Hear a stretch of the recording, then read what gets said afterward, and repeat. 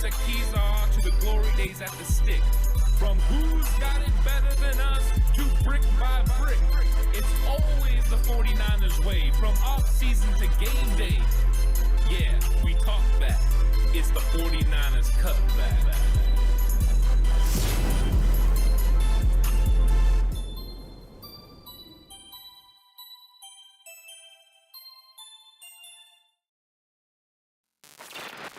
It's 49ers Cutback Podcast time. Welcome to the reaction show. 49ers for Chicago Bears has concluded. San Francisco 49ers did not win, of course, losing 19-10 to Chicago Bears. And I have Horst here with me, and we're going to get into all of it. So, of course, go ahead and let us know how you feel about this game in the comment section, in the chat, and we'll get together. We'll talk about what happened in this game and just give our reaction as well. Spy Nick Danger, welcome to chat. What's up, Mr. Corey, Ziggy? How you guys going? How you guys doing? What's up, Twisted Clown? Yeah, I mean, this is one of those games that Horst, I think, was a little frustrating. The penalties, as Mr. Corey is saying in chat, is something that definitely I wasn't expecting. I thought there could be some penalties from some of the young guys, but really it wasn't young guys that were the ones that were having the penalties on them, but a lot of the veteran players. Some of the penalties I felt were very warranted, and then some of them I thought were kind of shaky, but the key penalties were definitely warranted. Yeah, a lot of the penalties were mistakes by the Niners. The holding on Kinlaw, he reached out and held that guy from getting to the second level. The face mask call, even though it was innocuous, it didn't affect the play. Greenlaw grabbed onto his face mask. The one I didn't like was the one on the two on Justin Fields where I forgot who it was, fell over him, and the other one where Azeez Al-Shaair, I thought he pulled up and attempted not to hit him, but the refs are always going to call that. That's a danger of happening when you play a running quarterback. You have to be more prepared for it. And yes, I have been coaching in the sun a little bit. Yeah. Horst has been out there getting his sun, getting his cool look on. The push-off, like Mr. Corey said, was whack. But the other Definitely. That push-off call was horrible. The other thing that was a little bit frustrating was the opening drive. The 49ers really had it going. I thought Kyle Shanahan had a good drive, a good plan, getting the ball to Brandon Ayuk on a fly sweep, getting it to Debo on a fly sweep, and then marching down the field, and they get in the red zone, and then Debo Samuel fumbles the football. And I thought that turnover was big in the football game because even if the 49ers walk away with the field goal in that situation, you feel like, okay, the offense is going, Trey gets his footing. It was unfortunate that Debo had that happen. Debo's not normally a guy that fumbles the football.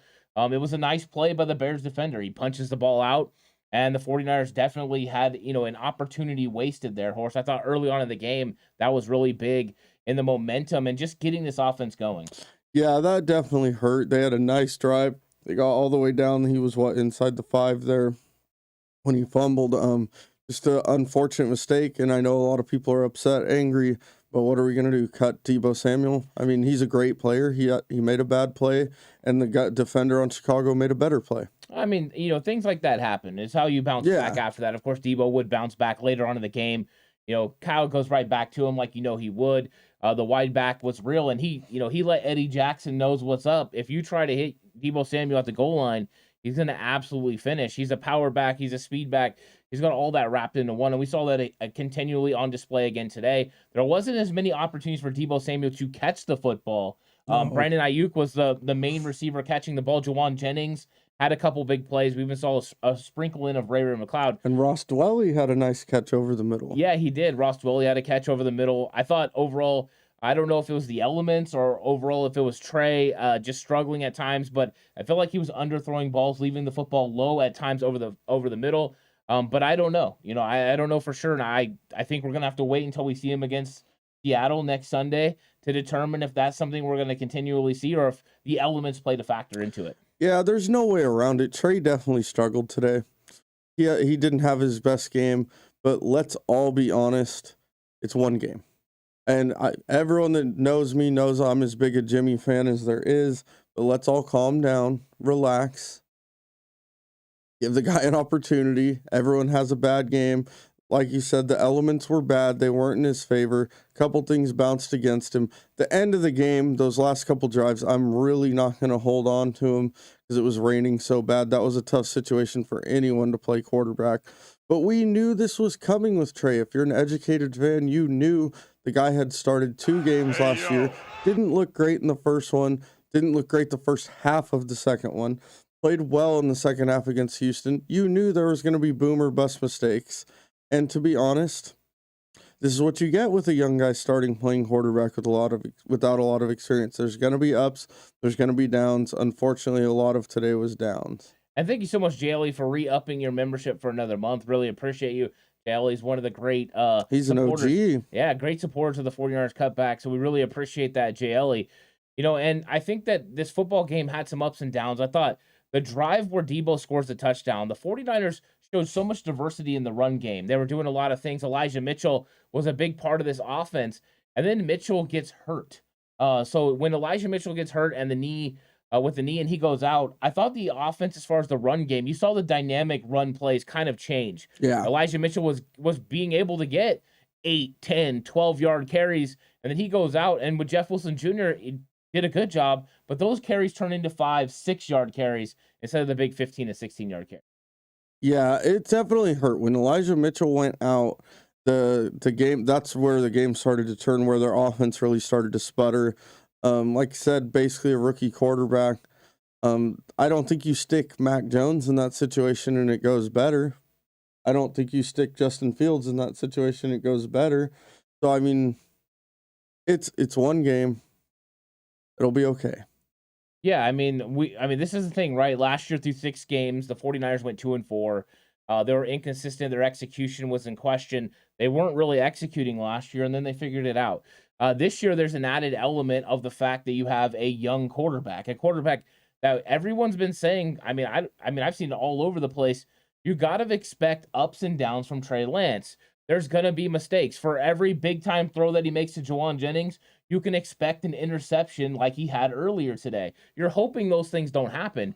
But when it comes down to it, these guys, he's learning. He's learning on the fly, and it's not easy to go out there and play this game. And defenders in the NFL are really good. And you saw a Eddie Jackson come down like that and make a fantastic play. Eddie Jackson's a former All-Pro. No, yeah, exactly. It was a great play. It's a great play, and that's the thing. The Bears made some plays today. There were a lot of, criticism of Dre Greenlaw. Some of that warranted, of course. That face mask, I think, is the most warranted of all the plays that Dre Greenlaw was catching heat for. I can definitely feel with other people because it feels like Greenlaw has a history of getting penalties at bad times. Yeah. From over-engaging with people or hitting the quarterback while he's sliding. That's kind of something he needs. And he probably has that with the refs. So it's something he needs to work on. He almost needs to be overly careful, because they're clearly looking for it with him, because that face mask call was interesting. It was a kind of an innocuous grab of the face mask, but they were clearly looking for it, and it got called, so it's something they need to work on, but I wouldn't get rid of Dre Greenlaw. He's a fantastic player. Yeah, and I think the absolute kind of way you think about things by how you win or lose is right here with Jeff Barber, who's a Bears fan, who says, thank you for passing on Fields for bust Lance. You look at it, and they had pretty much an equal game. Both threw an interception. Both, had pretty equivalent yards and completion percentage. But one player won the football game. If Trey would have won the football game, everyone would have been calling, Fields a bust. It's all about perspective. And when it comes down to it, I don't think Fields is a bust. I don't think Trey Lance is a bust. I think they're both two young football players. But what you did see was Justin Fields played the entire season last year. He's played more NFL football than Trey Lance. By 8 times. Yeah, a lot. 9 times. Yeah. Yeah, and it showed. Fields made a couple more plays than him. Yeah. But it's not like Fields looked like Drew Brees out there. Let's be honest, he didn't play that well either. And the one play was just a broken play. They got a little lucky. It wasn't great to see Dante Pettis take that one in the end zone, but it happens. I agree. And by the way, I'm also going to throw this out there, because I used to make this excuse for Jimmy. Not having George Kittle did not help. I mean, that's flat out. It hurts you in the run game. When you lose the best guy at your position on the team, at your position in the league, and he's on your team, doesn't help. Yeah, and thank you so much, KNDR, for re-upping your membership. And I saw a question here that I wanted to see is Ziggy said, what do you think of Kyle's play calling? I thought that really early on in this game, Kyle had the play calling going right. They were moving down the field pretty good, and then you had the fumble by Debo. Then you had him reassert himself later in the game with creative run plays, and they moved the ball down the field again. That resulted in a touchdown by Debo Samuel. I thought Kyle's game plan was pretty sound. It was run the football. I think he would have loved to have gotten over 200 yards rushing. They got pretty close, weren't able to get there. But I thought when it came down to it, he knew that they couldn't throw with Trey Lance over 20 times and win this football game. They ended up having to throw over 20 times. So he was trying to protect his young player, give him opportunities to make good throws. And Trey had some really good throws. He did. That one he threw to Brandon Ayuk that's over the defenders, over on the left-hand side. The deep ball to Jawan Jennings. Fantastic throw. So there were good moments and there were some bad moments.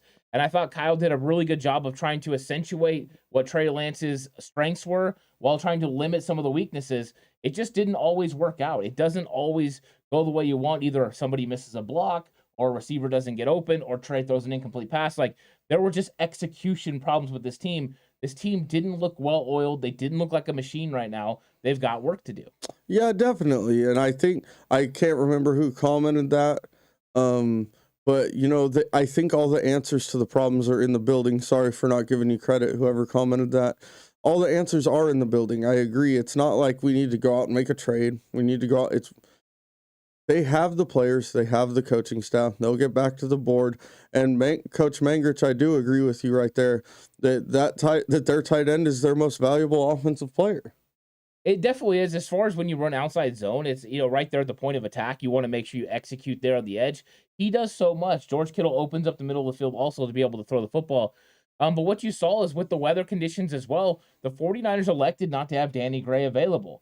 Knowing they weren't going to maybe be able to take the top off the defense, they decided that, you know, they're going to go with a bigger, more physical run caliber wide receivers, and that's what they did. So they don't go Danny Gray. So I wonder if that element gets added back in against Seattle. We'll see. But I do think elements played a part into the way that Kyle Shanahan schemed it up, the way he called the game plan. I think it would have worked if they wouldn't have had turnovers and bad penalties at bad times, because penalties not only extended drives for the Bears, but also put the 49ers behind the 8 ball on offense.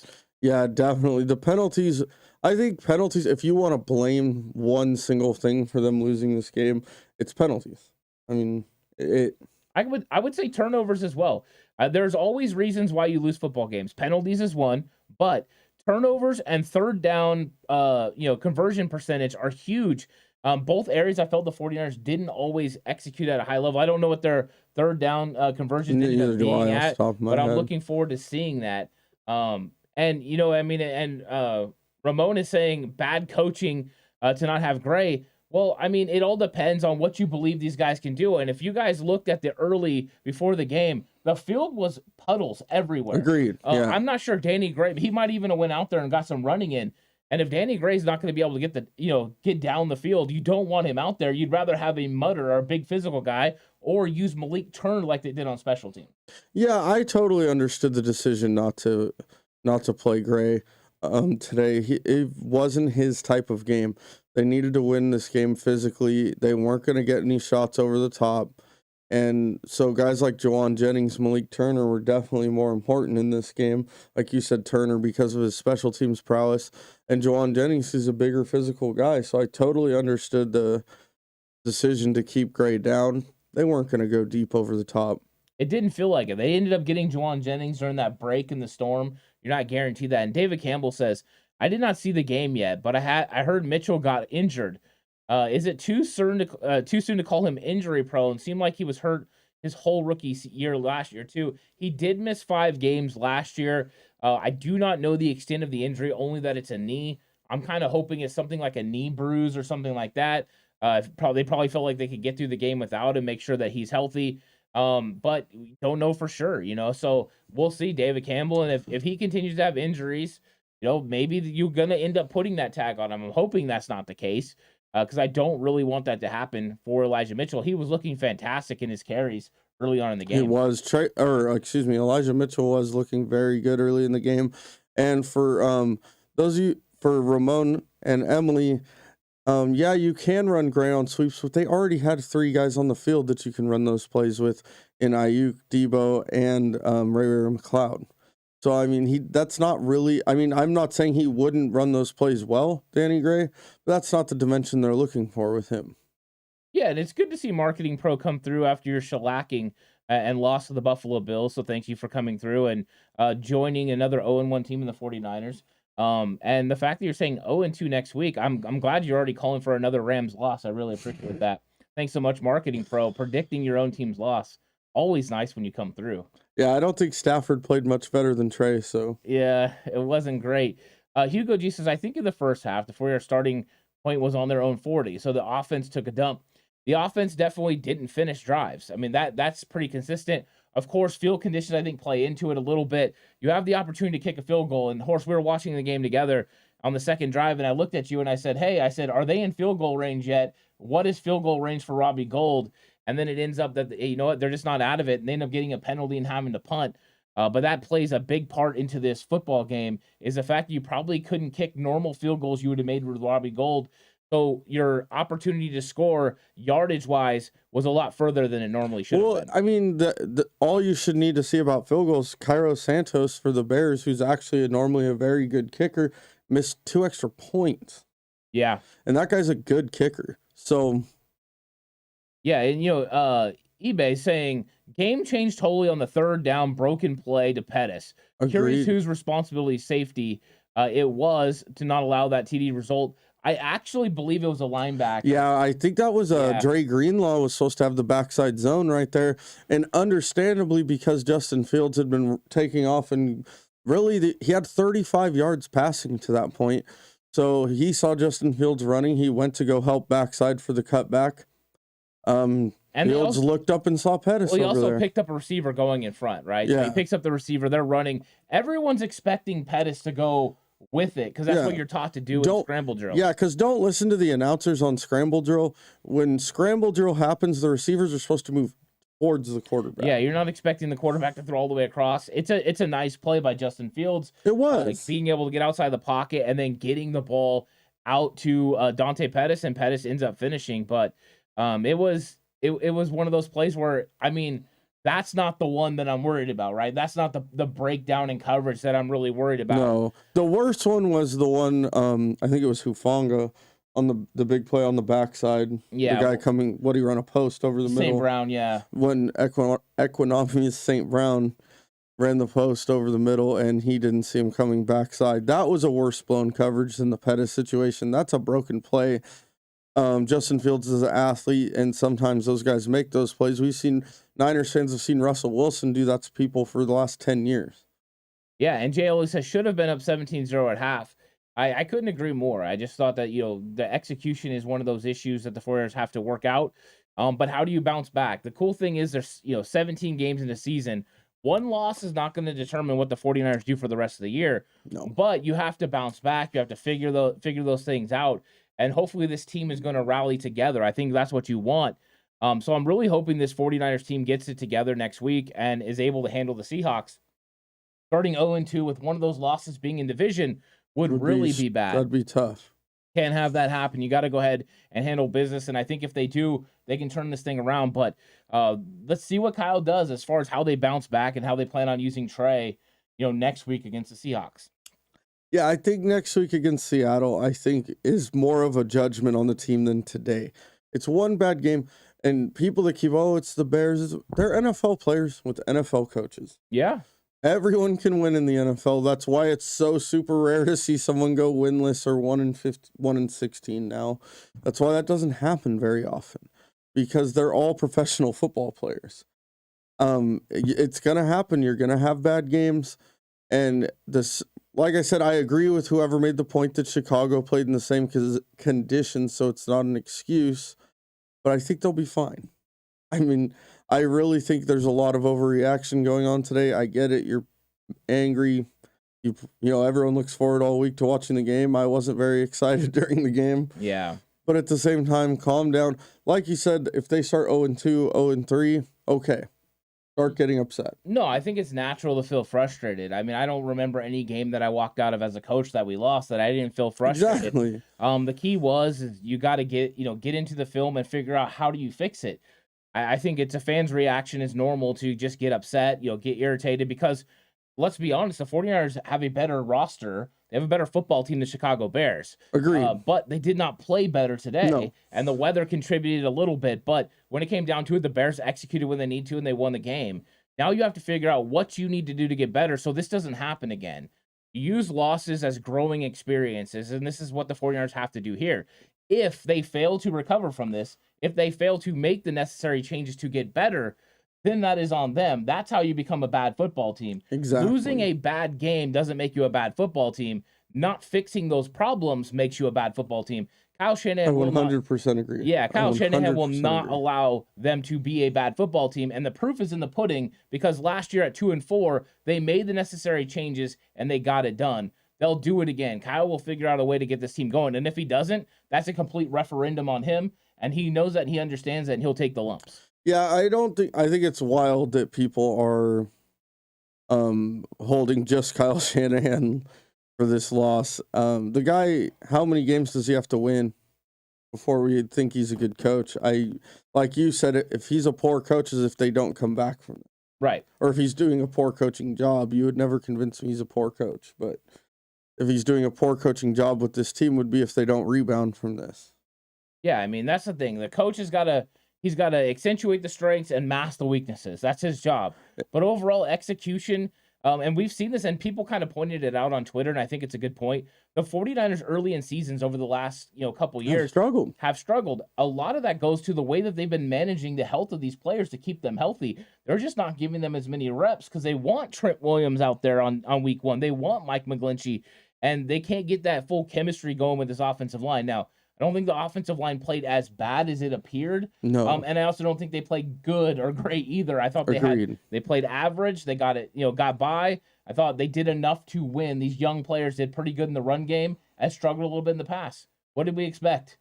That exact thing, right? These are run-first offensive linemen. Well, and Trey, I mean, Kyle dialed up some good screen calls for him. And maybe the weather, maybe just a bad day, but he missed a few screen plays that would have really helped their offense move the ball. I mean, we threw a couple of those low. That's all fixable stuff. Yeah. His footwork and his ball placement weren't great on those plays, and that's okay. It's fixable stuff. Yeah, exactly. And right here, I saw a comment or a question. JLE says, Ant Horst, are the Bears a better coach team at the beginning of the season? No, I don't believe they're a better coach because even look at the big-time plays. There are breakdowns. It's just there's an undisciplined factor with a couple of things. Now, number one, when you get the scramble thing with Justin Fields, I call the BS. That's the Russell Wilson effect that I've said Justin Fields has. Get outside the pocket, throw it across the field. Like, those things happen in football games. They're unfortunate. You're hoping Trey Lance does that at some point during the year and has some of that BS factor as well. But I think some of the other things, really it was turnovers that led to big plays. One of them that's the most clear is, the Trey Lance interception. That leads to a short field and a touchdown that puts them up 9. I think that's big. I think that's another great way to put it. What you're getting at right there is look at the Niners had those few opportunities where they got the ball right around midfield, didn't capitalize. Trey throws a pick right there. The Bears capitalized the time they got the short field position. I mean, I'm not going to lie too. I know it sounds bad, but there were a couple that, like that flag on that last drive where the Bears scored. Yeah, no, I mean, I get it, and Ernest is saying what happened to Elijah Mitchell. All I've heard is that it's a knee. I don't know if they've clarified what that injury was. We came right on here for the reaction show, so I didn't get to hear Kyle's presser. I'm sure that was very exciting for everyone. I'm sure Kyle was in a great mood after that. Not only did he get soaked, but he lost the first game of the year, and I'm sure he wasn't excited to talk about it. But we'll see. We'll see what that injury happens to be. But right now, the only clarification is that it's a knee. And then Mr. Corey's still not happy with Mike McGlinchey. Yeah, get on Mike McGlinchey. Mr. Corey, what did Mike McGlinchey do? What did he do that was so wrong? I want you to comment back. I mean, he did whiff on one pass protection for sure that I saw. So, yeah, that's exactly. Luke Luna says, we shouldn't have lost this game, period. We have the better team, and we did nothing while the weather was good, and they did. Disappointing is all. Disappointed is all. I think, when the weather did clear up, you did have the opening drive of the first half or second half where the 49ers marched down the field and got a field goal. I would have loved to seen them be able to convert that into a touchdown. But they weren't able to kind of finish the run there. Was that because Elijah Mitchell wasn't there?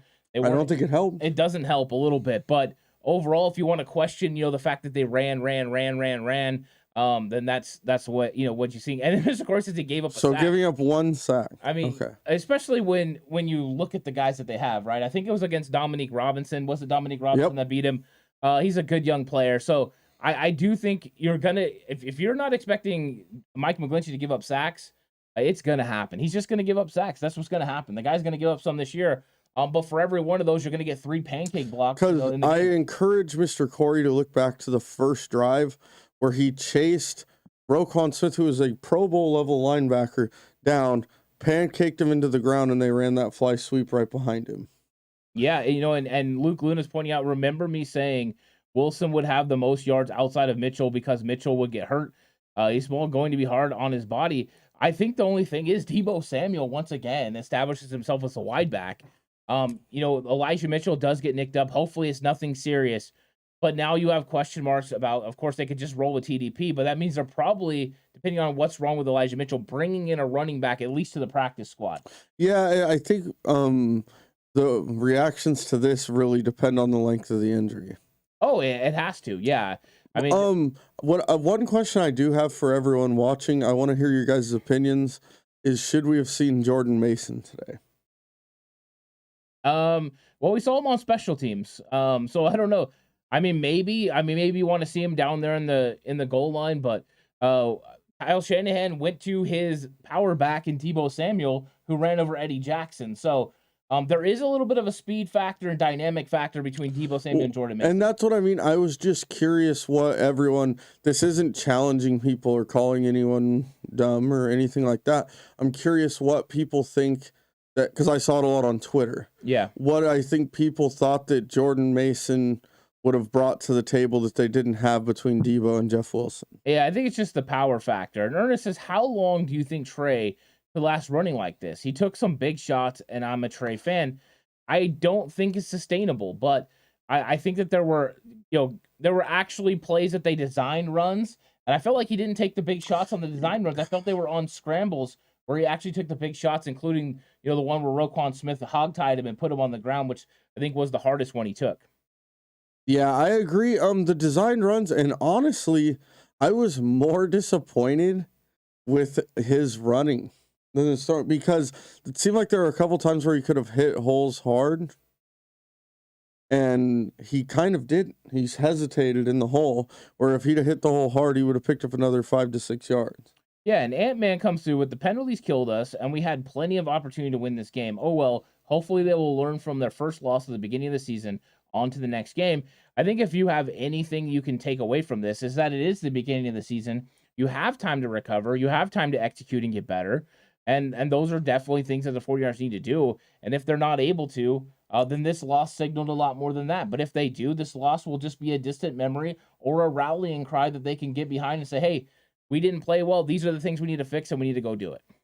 Yeah, agreed. And Mr. Corey, thank you for responding to my questions. I appreciate it. You've done it twice now. Like I said, I don't really know you that well. I haven't interacted with you very much. I was just truly curious of people's opinion. And it seems like a lot of people's opinion is that Jeff Wilson Jr. isn't getting the job done. Yeah, I mean, Mr. Corey's a real one, by the way. Mr. Corey comes through all the time. No, I like you so far. I like that you're keeping your opinion and staying with it. We have great interactions, and the one thing that's cool is we definitely disagree on things, but we have fun doing it. And I think that's one of the cool things. And, Tommy's coming through with Jeff Wilson is trash, and I disagree. I thought Jeff Wilson did okay today. I didn't think that there was anything from him that didn't look fine. Was he Elijah Mitchell? No. But I believe Elijah Mitchell's a Pro Bowl caliber player. He's a special player. Jeff Wilson Jr. is not. Jeff Wilson is a running back too. I think that's the difference right now. Elijah Mitchell's a special guy. Jeff Wilson Jr. doesn't have that explosiveness that Elijah Mitchell is. Not a lot of running backs do. The only other running back on this football team that has that explosiveness named Deebo Samuel, and he's not even a running back. He's a wide back. So if that's what you want, explosiveness, Deebo's the answer. Agreed. Jordan Mason doesn't have that explosiveness either. And that's why I asked the question about Wilson and Jordan Mason. Is it seems like they're very similar players to me. That's my personal opinion on the subject. But that's why I was asking what they thought he would do different than Jeff Wilson did. And I'm glad you said that Huxley said that Jeff Wilson's trash because I thought that was a basketball hoop, and I was very confused. Yeah, no, Tommy. And Tommy? Yeah, Tommy and Horst over here is a USC fan as well. Been enjoying them, Tommy, because Raw League Brown from our area, and we've watched him play since he was a little kid. So 209. It's kind of cool. 209 had a big weekend. Oh, 209's having a weekend. Yeah, with Nathan Diaz as well. But, and Marvin Rose is saying Jeff Wilson did fine. He was not the starter. Mitchell was or is. I think that's a good way to look at it. You know what I mean? It's one of those things where I was hoping Elijah Mitchell was going to be staying healthy, because when I saw him in training camp, the explosive nature we saw in this game on his limited carries was what I saw. And I was like, wow, like this is going to be big time. And I was excited about his potential, but we just didn't get to see it in a large enough dose because of the knee. I'm hoping it's nothing serious. It's unfortunate. By the way, everyone updating the scores. Someone give me a final to Carolina versus Cleveland. I didn't see how it ended, and I want to see Baker Mayfield laugh at them. Yeah. David Campbell reiterates, as I have said multiple times recently, more Horst is a good thing. Oh, you got it today. Jeez. The only people I like this guy. The only people that agree with David Campbell are girls named Brittany. That's the only ones that do. Watching If she's watching, hello, how are you doing? I give no hex. Oh yeah, that's a good one though. I Marvin Rose says Wilson gained. He did not go backwards and held on the ball. That's true. That's true. That's what you want from your running back room. Do I think he's as dynamic as Elijah Mitchell? No. But I think when it comes down to this football game, Horst, the penalties combined with the turnovers and key turnovers, one that, turns into points, another one that prevents you from getting points, that's easily a 14-point swing right there. That's good enough to win the football game. And when it comes down to it, that's not what you want. So those two are tough. And I think that penalties overall, the turnovers, and then just failed execution on third down ends up being what does the 49ers in. So hopefully they'll turn it around and get it done. WTM, I put that sack on Trey. The one that Trent gave up. It felt like he held onto the ball for an eternity. Or it could have been on the good coverage. I'd have to rewatch, the coverage aspect. But to me, he held, that was Robert Quinn, right? They got the sack on him. First of all, Robert Quinn is a hell of a player. Second of all, that ball was held on back there a long time.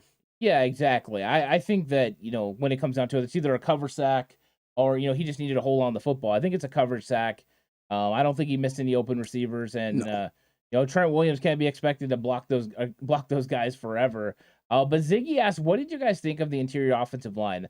I thought the interior offensive line from first watch, and I'm looking forward to watching it. Yeah, agreed. Watch the game film over again, especially all 22 angle. But I really felt like the interior offensive line had moments where they looked good. I thought they made some good plays. I thought there was some absolute botches as well. And then I thought there were moments where they did better than even anticipated. So I think it's one of those things where it's a good learning and building experience. And it was Spencer Burford's first start in the NFL. Well, it was also and Aaron Banks as well. Was that, what's his name? Brendel has a few starts. He has a couple starts. He has some starts in the league. So I think they're going to get better. But overall, I'm pretty optimistic about their potential down the road. I think it will take 5, 6, 7 weeks for them to play at a pretty good level. Just remember, Jay Ellie, not every sack is on the offensive line.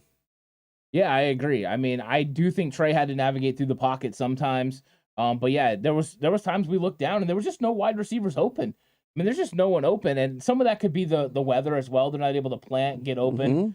Some of that plays into it. You get called for a push off, your hand leaves your side. Yeah, and Mr. Corey, the Banks play, I wonder if you're talking about the one where it looked like he couldn't even get out of his stance. Yeah, he got out of his stance super slow on that play. Yeah, I want to rewatch that play because I don't know if he just lost his footing, wasn't able to get his stance or get out of his stance, was slow reacting to the snap.